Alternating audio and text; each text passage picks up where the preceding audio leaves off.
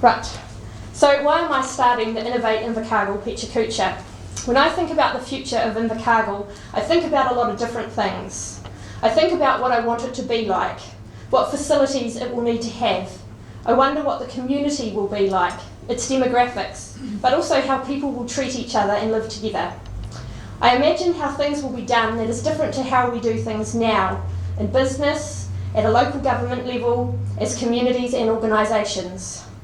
I wonder what it will feel like when I walk down the street, what it will have that will encourage my children to come back here to raise their children, and how resilient it will be in the face of all the challenges that are going to arise over the coming years. So I have my own vision for Invercargill. My vision is that Invercargill will continue to exceed people's expectations more than it already does. And it will exceed people's expectations in the diversity and the range of activities that are available. Things like sports, arts, culture, heritage, environment, community and business. It will have active and engaged citizens, people who are empowered to make a difference in their community, and this will be the norm.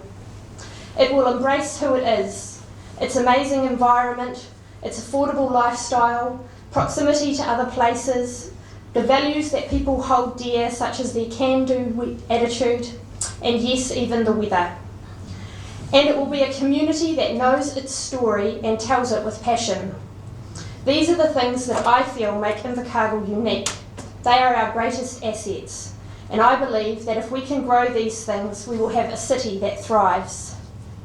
I've spoken to many people who've arrived in Invercargill not really knowing what to expect, or expecting to stay here very long.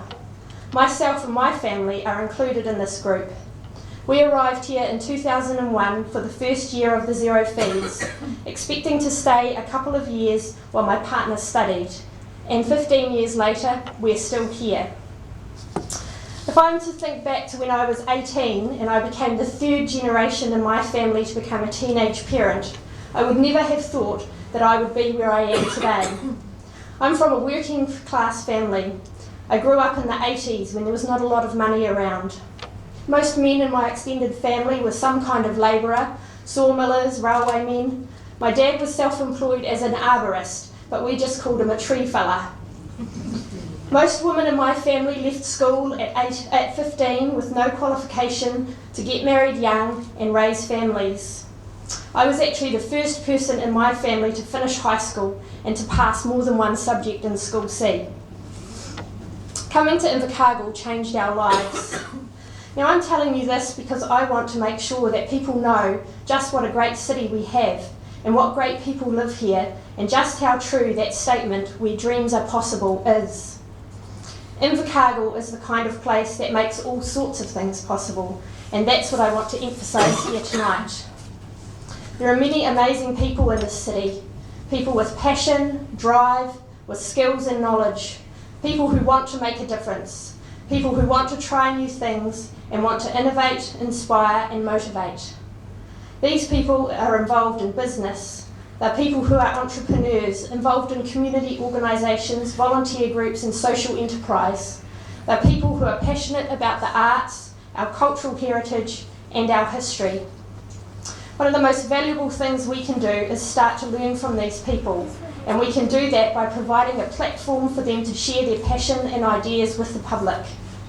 The more airtime we give these passions and ideas, the more likely we are to create change. We can start to work together and collaborate. We can start to get excited about the future.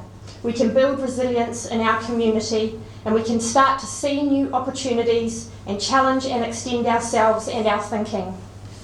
I'm a firm believer that people can make a difference. In fact, it was Anne Frank who said how wonderful it is that no one need wait a single moment before starting to improve the world. And I can use Glengarry as an example. Here is a community that for many years was neglected by the council, by landlords and by many of its residents. In 2010, a group of people from the community got together and decided enough was enough and started to do things to bring a positive focus to the area. And things have changed as a result. The 8 empty shops in the shopping centre are now in use. The dead trees have been replaced with new plantings and regular maintenance now occurs. Rubbish bins have been installed and there are people there who take it upon themselves to pick up litter because they want to help to keep the place tidy.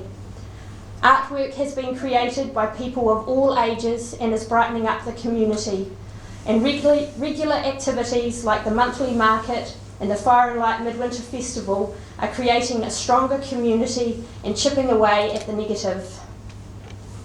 This was all done by ordinary people, people who started talking and then started to act.